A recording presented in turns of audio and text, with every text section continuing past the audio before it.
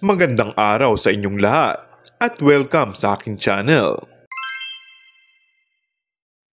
Kahit may mga hindi pa rin kumbinsido sa tunay na estado ng relasyon ni Kim Chiu at Paolo Avellino, ay maraming netizens ang naniniwala na nagkakamabutihan na ang dalawa sa ngayon. Hindi lang ang mga kaibigan ni Kim, kundi maging ang pamilya ng aktor ay botong-boto sa karelasyon nito.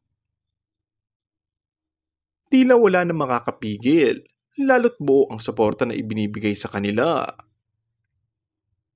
Mukhang wala rin namang negatibong epekto sa karir ng mga ito kung sakaling aamin na ngayon dahil tuloy-tuloy ang mga proyektong gagawin nila. Malapit nang mapanood ang comeback movie ni Kim sa Star Cinema at posibleng si Paolo pa rin ang kasama nito.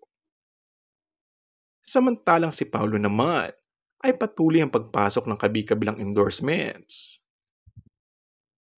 Samantala, hindi nakaligtas sa mga fans ng Kim Pao ang kapatid ng aktor na si Francis Gabriel Avellino sa livestream nito. Tinanong kung totoo bang may relasyon na ang kuya niyang si Paolo at si Kim Chiu.